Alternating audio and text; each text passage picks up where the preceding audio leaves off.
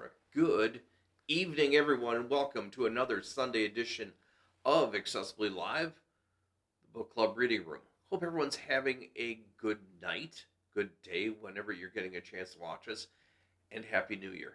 Happy 2025. Hope this year goes fantastic for you, and that whatever you guys are doing, between that work, school, special projects, everything is going to go fantastic. Tonight, we are going to celebrate a writer, a poet, a philosopher. We are going to look at some of the readings of the legendary writer Kahlil Gibran. He is coming more and more into light over the last 20, 30 years. His writings and his musings of life, both here in the United States and overseas, have taken a lot of people by storm. His parables, his treatise on life is pretty amazing, pretty wonderful. And I think you're going to like him. He is a writer who dwells on many different avenues of thought, from faith, from religion, to humanity, to his brother, his sisters, and I'm using that metaphorically, and life in general.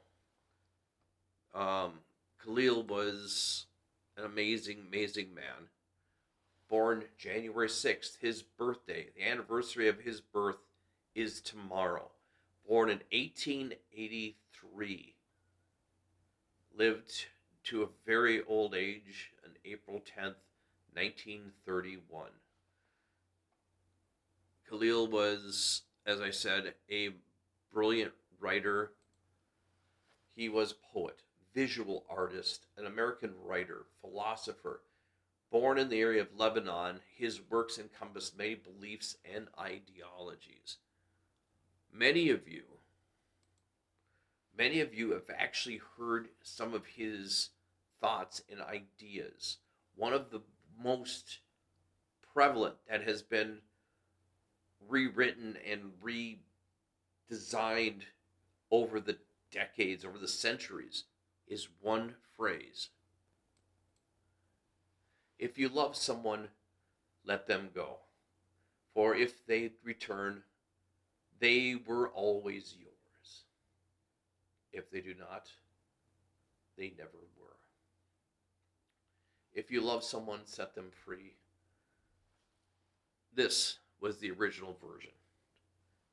And Kahlil Gibran was an amazing writer unto himself, and for many of his followers, of his writing and his thoughts. His writing is unique. It's very storytelling, very parable. A lot of his writing will make you think about what the moral of the story was and what he was trying to get across to everyone. It's kind of awesome. By the way, you guys are awesome. For those of you who've been watching the last few months and signing in and being a part of Accessibly Live, both the book club reading room and the conversation station on Thursday nights here. As always, if you guys get a chance to please like and subscribe, it would help me out 120 million %. But let's get started with a selection of writings of Kahlil Gibran. This is The Scarecrow. Once I said to a scarecrow, "You must be tired of standing in this lonely field." And he said, "The joy of scaring is a deep and lasting one, and I never tire of it." Said I, after a minute of thought, "It is true, for I too have known that joy. said he. Only those who are stuffed with straw can know it. Then I left him, not knowing whether he had complimented or belittled me. A year passed, during which the scarecrow turned philosopher. And when I passed him again, I saw two crows building a nest under his hat. I guess that not everything lasts forever, and a good idea lasts just so long. The next of his writings is The Sleepwalkers. In a town where I was born lived a woman and her daughter who walked in their sleep. One night, while silence enfolded the world, the woman and her daughter, walking yet asleep, met in their mist-veiled garden, and the mother spoke and said, at last, my enemy, you by whom my youth was destroyed, who have built up your life upon the ruins of mine, would I could kill you. And the daughter spoke, and she said, O hateful woman, selfish and old, who stands between my freer self and me? Who would have my life an echo of your own faded life? Would you were dead. At that moment the cock crowed, and both women awoke. The mother said gently, Is that you, darling? And the daughter answered gently, Yes, dear. Sometimes what's kept in the heart needs to be revealed. The Wise Dog by Kahlil Gibran. One day there passed by a company of cats a wise dog. As he came near, he saw that they were very intent and heed him not, but he stopped. Then there arose in the midst of the company a large grave cat, and looked upon them and said, Brethren, pray ye. And when ye have prayed again and yet again, nothing doubting, verily then it shall rain mice. And when the dog heard this, he laughed in his heart, and turned from them, saying, O blind and foolish cats, has it not been written, and have I not known, and my fathers before me, that which reigneth for prayer and faith and supplication is not mice, but bones.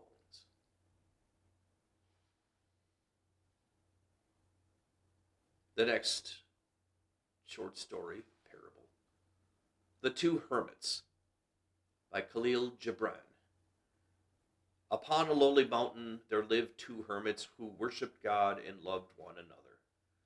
Now these two hermits had one earthen bowl, and this was their only possession.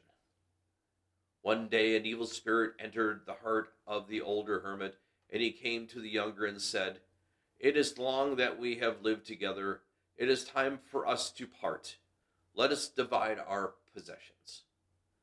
The younger hermit was saddened, and he said, It grieves me, brother, that thou should leavest me. But if thou must needs go, so be it. And he brought the earthen bowl and gave it to him, saying, We cannot divide it, brother, let it be thine. Then the older hermit said, Charity I will not accept. I will take nothing but my own. It must be divided. And the young one said, If the bowl is broken, of what use would it be to thee or to me? If it be thy pleasure, let us rather cast a lot.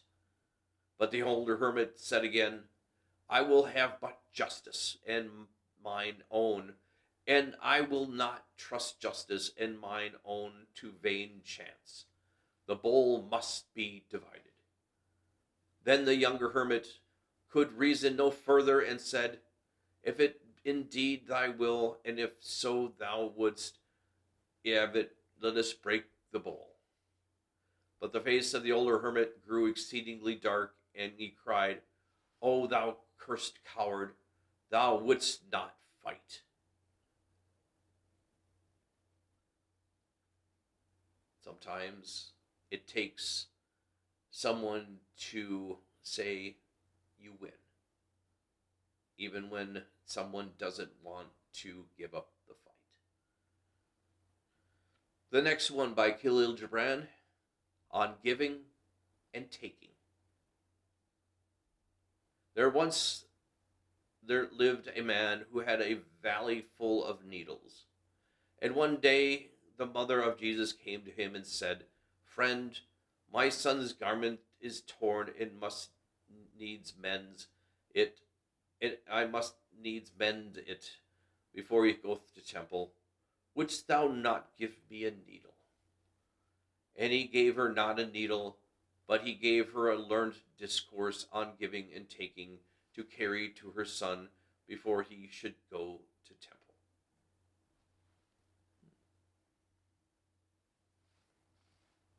The next, the 7 selves, the parable.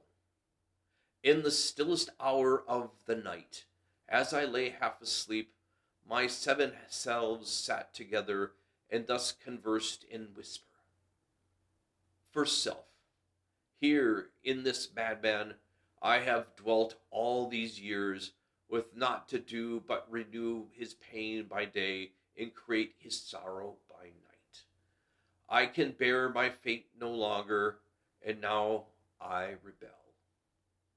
The second self stated, Yours is a better lot than mine, brother, for it is given to me to be this madman's joyous self. I laugh his laughter and sing his happy hours, and with thrice-winged feet I dance his brighter thoughts. It is I that would rebel against my weary existence. The third self, and what of me, a love-ridden self, the flaming brand of wild passion and fantastic desires? It is I, the lovesick self, who would rebel against this madman. Fourth self, I, amongst you all, am the most miserable, for naught was given to me but odious hatred and destructive loathing. It is I, the tempest-like self, the one born in black caves of hell, who would protest against serving this madman. Fifth self, nay, it is I, the thinking self, the fanciful self, the self of hunger and thirst, the one doomed to wander without rest in search of unknown things and things not yet created. It is I, not you, who would rebel. The sixth self, and I, the working self, the pitiful laborer, who with patient hands and longing eyes fashion that days into images and give the formless elements new and eternal forms. It is I, the solitary one, who would rebel against this restless madman. Seventh self, how strange that you all would rebel against this man, because each and every one of you has a preordained fate to fulfill. Ah, could I but be like of you, a self with determined lot. But I have none. I am to the do-nothing self, the one who sits in the dumb empty nowhere and no when, while you are busy recreating life. Is it you or I, neighbors, who should rebel? When the seventh self thus spake, the other 6 selves looked with pity upon him, but said nothing more. And as night grew deeper, one after the other went to sleep enfolded with new and happy submissions. But the seventh self remained watching and gazing at nothing, which is behind all things.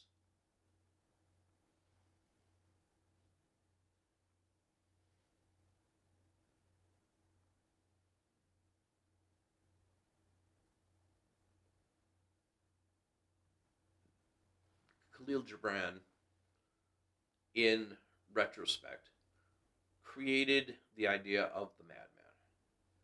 His first thoughts in the madman, his parables and poems, goes as such. You ask me how I became a madman. It happened thus. One day, long before many gods were born, I woke from a deep sleep and found all my masks were stolen. The 7 masks I have fashioned and worn in 7 lives. I ran maskless through the crowded streets shouting, "Thieves, thieves, the cursed thieves!" Men and women laughed at me, and some ran to their houses in fear of me. And when I reached the marketplace, a youth standing on housetop cried, "He is a madman!" I looked up to behold him. The sun kissed my own naked face for the first time. For the first time, the sun kissed my own naked face. With its soul was inflamed, and with love for the sun, I wanted my masks no more. And as if in a trance, I cried, "Blessed, blessed are the thieves who stole my masks." Thus, I became a madman. And I have found both freedom and safety in my madness. The freedom of loneliness and the safety from being understood. For those who understand us enslave us in us, something in us. But let me not be too proud of my safety. Even a thief in jail is safe from another thief. I thought I'd give you a little explanation on his ideas of the self and the madman. To continue the works of Kahlil Gibran, this is war. One night a feast was held in the palace, and there came a man who prostrated himself before the prince, and all the feasters looked upon him. And they saw that one of his eyes was out, and that the empty socket bled. And the prince inquired of him, "What has befallen of you?" And the man replied, "O prince, I am a profession thief, and this night, because there was no moon, I went to rob the money changer's shop, and as I climbed in through the window, I made the mistake and entered the weaver's shop. And in the dark I ran into the weaver's loom, and my eye was plucked out. And now, O prince, I ask for justice upon the weaver." Then the prince sent for the weaver, and he came, and it was decreed that one of his eyes should be plucked out. "O prince," said the weaver, "this decree is just. It is right that one of my eyes be taken, yet, alas, both are necessary for me in order to see the many sides of the cloth that I weave. But I have a neighbor, a cobbler, who has 2 eyes, and in this trade eyes are not necessary." Then the prince sent for the cobbler, and he came, and he took out one of the cobbler's eyes, and justice was satisfied. You really need to keep an eye on the truth in all situations. The next short little verse by Kahlil Gibran is the fox. A fox looked at his shadow at sunrise and said, "I will have a camel for lunch today." And all morning he went about looking for camels. But at noon he saw his shadow again, and he said, "A mouse will do." Sometimes you have to not think big, but think wisely. Speaking of which, our next parable by Kahlil Gibran is the wise king. There once ruled in a distant city of Varani a king who was both mighty and wise, and he was feared for his might and loved for his wisdom. Now, in the heart of the city as well, whose water was cool and crystalline, from which all inhabitants drank, even the king and his courtiers, for there was no other well. One night, when all were asleep, a witch entered the city and poured 7 drops of strange liquid into the well, and said, "From this hour, he who drinks this water shall become mad." The next morning, all the inhabitants, save the king and his lord chamberlain, drank from the well and became mad, even as the witch had foretold. And during that day, the people in the narrow streets and in the marketplace did not but whisper to one another, "The king is mad. Our king and our lord chamberlain have lost their reason. Surely we cannot be ruled by a mad king. We must dethrone him." That evening, the king ordered a golden goblet to be filled from the well, and when he brought it to him, he drank deeply and gave it to his lord chamberlain to drink. And there was great rejoicing in the distant city of Verani, because the king and his lord chamberlain had regained their reason. Sometimes not everything is as it appears or as it is sipped. The next little parable is ambition. 3 men sat at a tavern table. One was a weaver, another a carpenter, and a third a plowman. Said the weaver, "I sold a fine linen shroud today for 2 pieces of gold. Let us have all the wine we want." "And I," said the carpenter, "sold my best coffin. We will have a great roast with the wine." "I only dug a grave," said the plowman, "but my patron paid me double. Let us have honey cakes too." And all that evening the tavern was busy, for they called often for wine, meat, and cakes, and they were merry. And the host rubbed his hands and smiled at his wife, for his guests were spending freely. When they left, the moon was high, and they walked along the road singing and shouting together. The host and his wife stood in the tavern door and looked after them.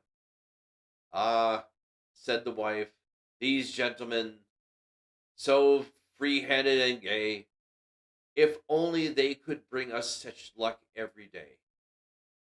Then our son would not need to be a tavern keeper and work so hard, and we could educate him, and he could become a priest." Life is what you make of it. The New Pleasure by Kahlil Gibran.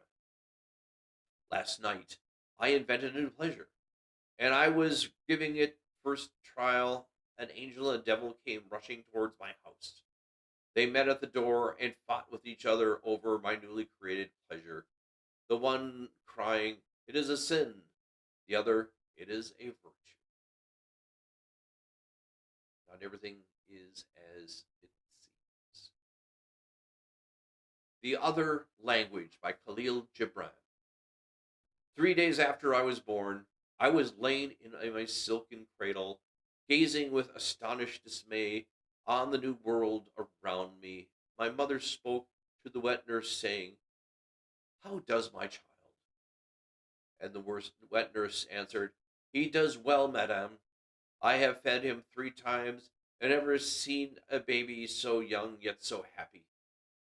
And I was indignant, and I cried, "It is not true, mother, for the bed is hard, and the milk I have sucked is bitter to my mouth, and the odor of the breast is foul to my nostrils, and I am most miserable." Well, my mother did not understand, nor did my nurse, for the language I spoke was not of the world from which I came, or was that of the world from which I came. And on the 21st day of my life, as I was being christened, the priest said to my mother, "You should be indeed happy, madam, that your child was born in the Christianity." And I was surprised, and I said to the priest, "Then your mother isn't happy. Then your mother in heaven should be unhappy, for you were not born Christian." But the priest did not understand my language. And after 7 moons, one day a soothsayer looked at me, and he said to my mother, "Your son will be a statesman and a great leader of men." But I cried out, "That is a false prophet. For I shall be a musician, and not but a musician shall I be." But even at age my language was not understood, and great was my astonishment. After 33 years, during which my mother and the nurse and the priest have all died, the shadow of God be upon their spirits. The soothsayer still lives, and yesterday I met him near the gates of the temple, and while we were talking together, he said, "I have always known you would become a great musician. Even in your infancy, I prophesied and foretold your future." And I believed him. For now I too have forgotten the language of the other. The next of Kahlil Gibran's writings is The Pomegranate. Once, when I was living in the heart of a pomegranate, I heard a seed saying, "Some day I shall become a tree, and the wind will sing my branches, and the sun will dance on my leaves, and I shall be strong and beautiful through all the seasons." Then another seed spoke and said, "When I was as young as you, I too had such views, but now that I can weigh and measure things, I see that my hopes were in vain." A third seed spoke also, "I see in us nothing that promises so great a future." And a fourth said, "But what mockery our life would be without a greater future." Said a fifth, "Why dispute what we shall be, when we know not even what we are?" The sixth replied, "Whatever we are, that we shall continue to be."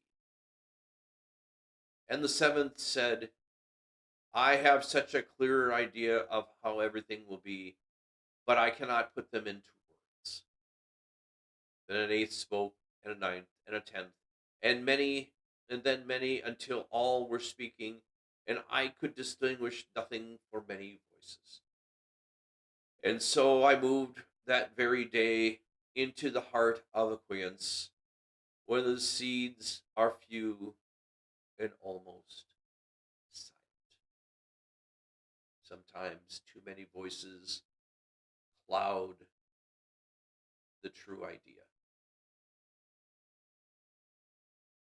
Another quick little one. The two cages.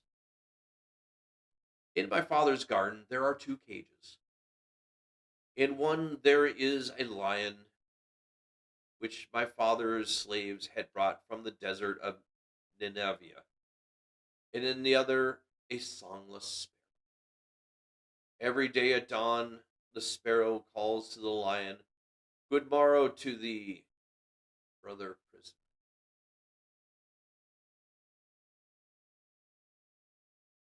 The next story by Kahlil Gibran. The Three Ants. As opposed to the Three Uncles. The Three Ants. Three ants met on the nose of a man who was asleep in the sun. And after they had saluted one another, each according to the custom of their tribe, they stood there conversing. The first ant said, "These hills and plains are the most barren I have known. I have searched all day for a grain of some sort, and there is none to be found." Said the second ant, "I too have found nothing, though I have visited every nook and glade. This is, I believe, what my people call the soft moving land where nothing grows." Then the third ant raised its head and said, "My friends, we are standing now on the nose of the supreme ant, the mighty and infinite ant, whose body is so great that we cannot see it, whose shadow is so vast that we cannot trace it, whose voice is so loud that we cannot hear it, and he is omnipresent." When the third ant spoke thus, and the other ants looked at each other and laughed. At that moment, the man moved, and in his sleep raised his hand and scratched his nose, and the three ants were crushed.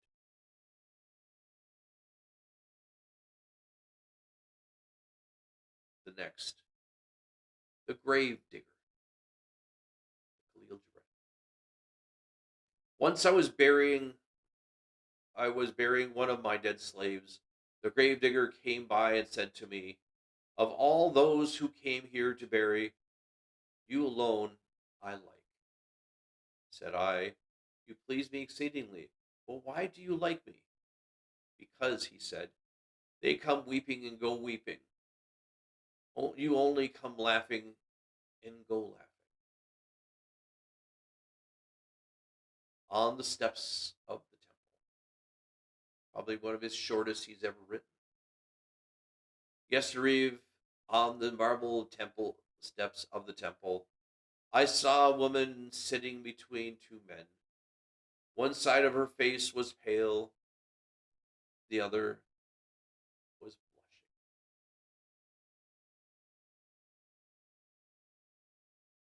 A little longer of his selection of stories of Kahlil Gibran.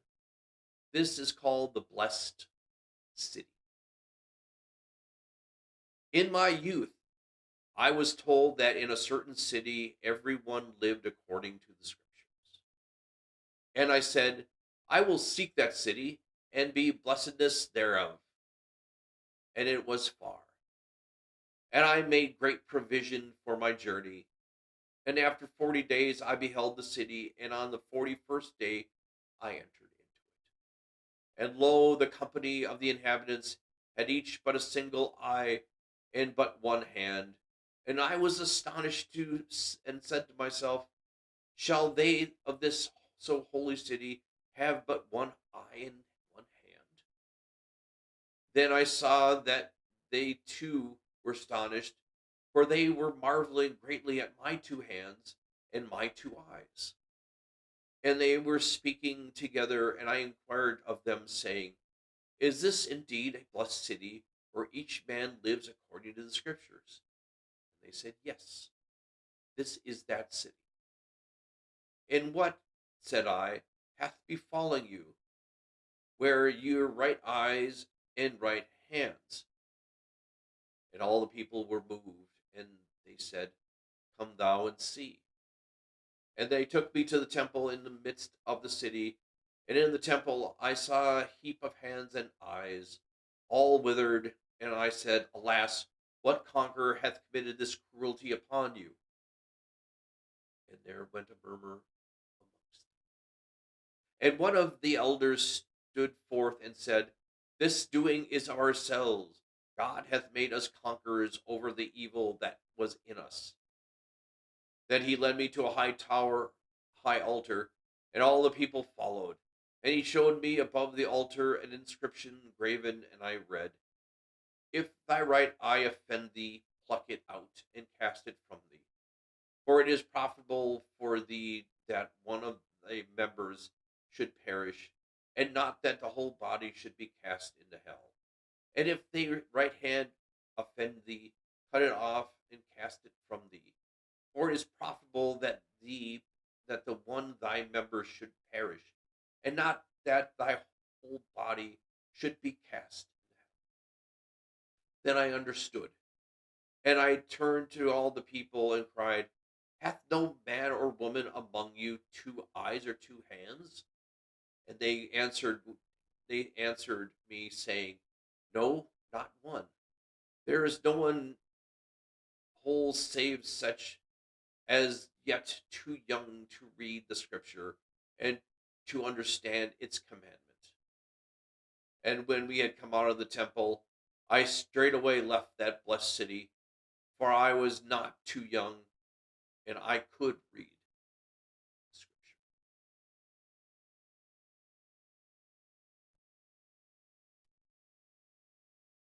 Sometimes it's better to read fully and understand fully before you commit an atrocity. The Good God and the Evil God by Kahlil Gibran. The good God and the evil God met on the mountain top. The good God said, "Good day to you, brother." The evil God did not answer. And the good God said, "You are in bad humor today."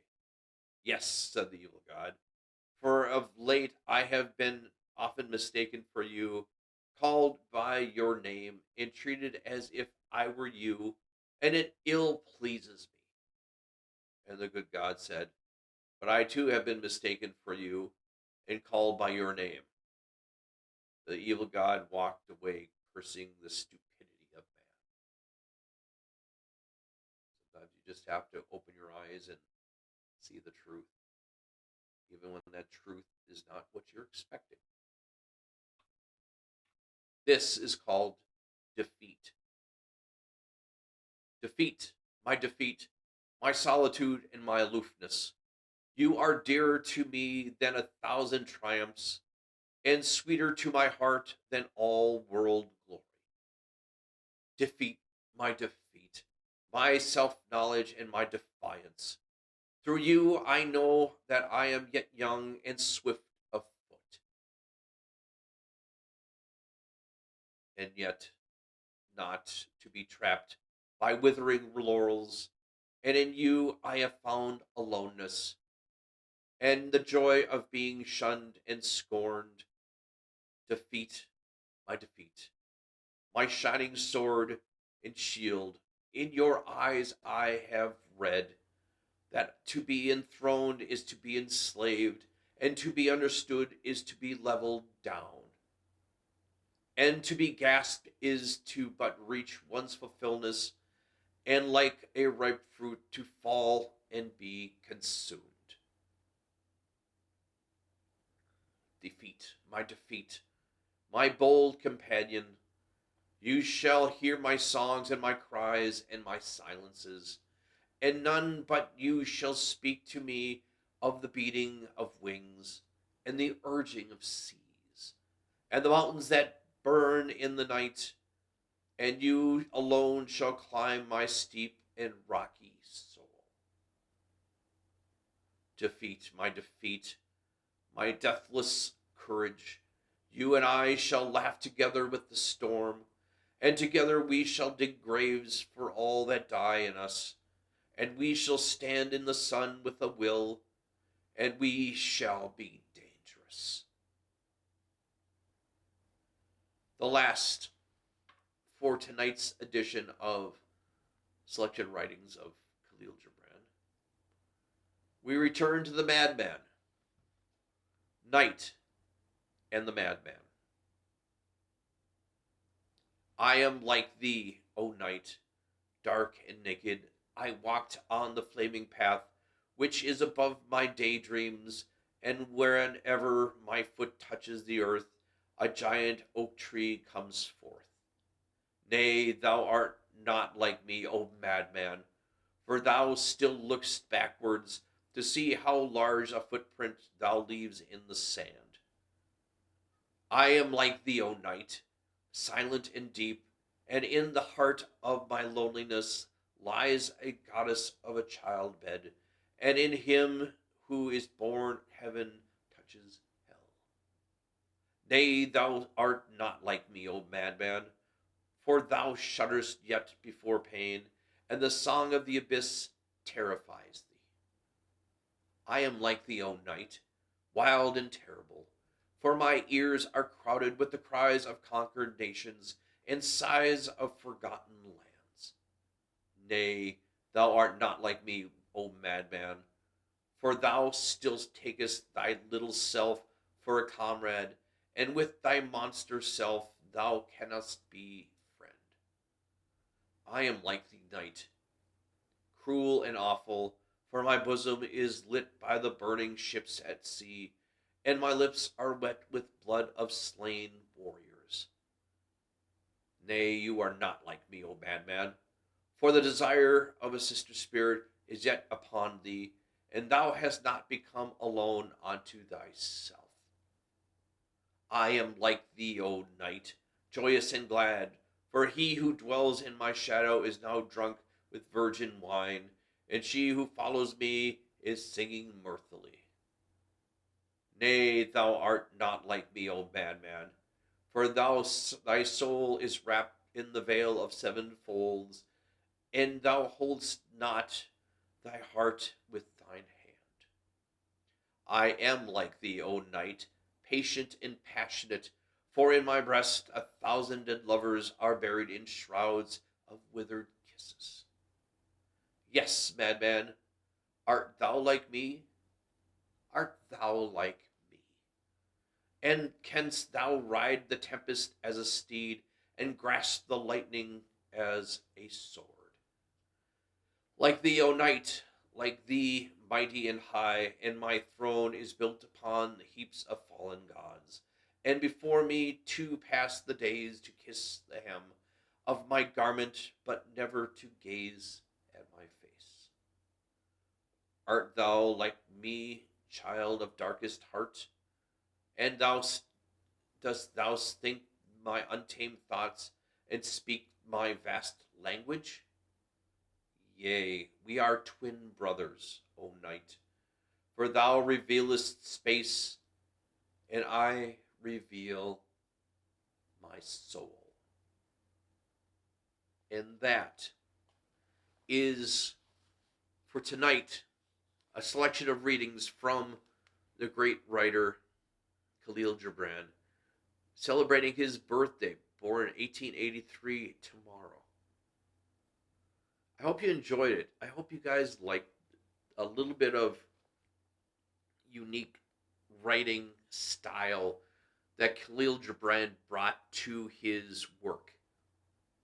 His writing is powerful, imaginative, and it brings out a variety of feelings and emotions when read, and allows you to see beyond what you normally see.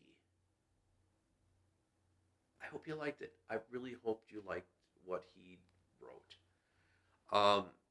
As I've said earlier, I appreciate all you guys have been watching the last couple years. Don't forget, at the end of January, we are celebrating our 2-year anniversary of this show. And I'm excited to bring a lot of really cool things. I just found out something, that a book that I was hoping to put into onto the channel for me to read to you got put back into, it got taken out of public domain and was reset up by the author's family. So I'll tell you more about that in a few weeks when we look at some of his other early works. Reminder that if you get a chance, please like and subscribe. It helps me out 110%.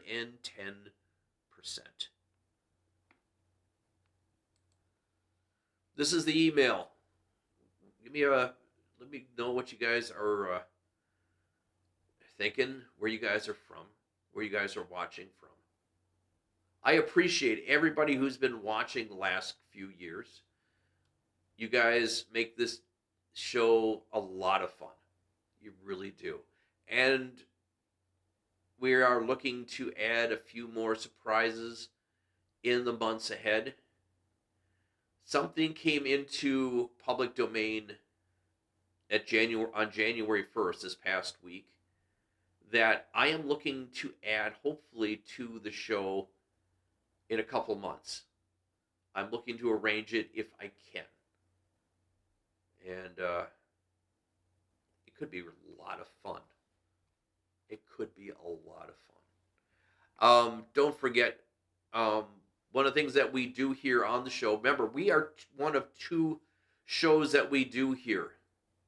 Here on Twitch, or I should say on Twitch, we do 2 shows. We do Accessibly Live, the conversation station, every Thursday night live at 7 p.m. Central Standard Time.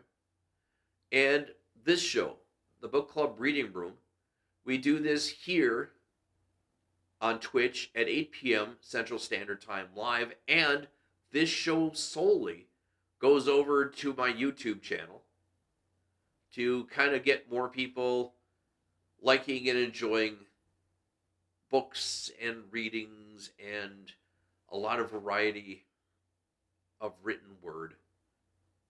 And I hope you guys are having a good day. And I hope you guys enjoy it. One last thought. One of the things we do on the Thursday night show, we have a couple quotes for the show. We do that here. One of the final quotes for the show here on the Book Club Reading Room goes something like this. From an author unknown. Keep moving forward. Looking backwards is for time travelers. And having been a time traveler, I do agree with this for the most part. Keep moving forward, my friends. Looking backwards is for time travelers. And like time travelers, we are running out of time here.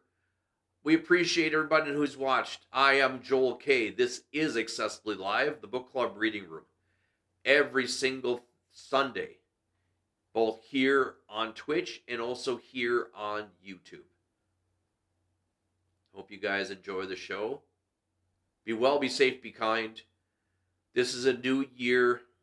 This is new opportunities, new time to do better. We had a really wild year last year. A lot of hateful, crazy people showed up. And let's shut the door on crazy, stupid, insane people. And let's start looking at each other with humanity and compassion. If you see someone who needs a helping hand at school, at work, don't be afraid to put your hand out and say, how can I help you? It doesn't hurt. And it might bring somebody a smile to their day that they probably needed. Take care, you all. We'll see you all next week for another round of surprises here on Accessibly Live, the Book Club Reading Room. Take care, you guys.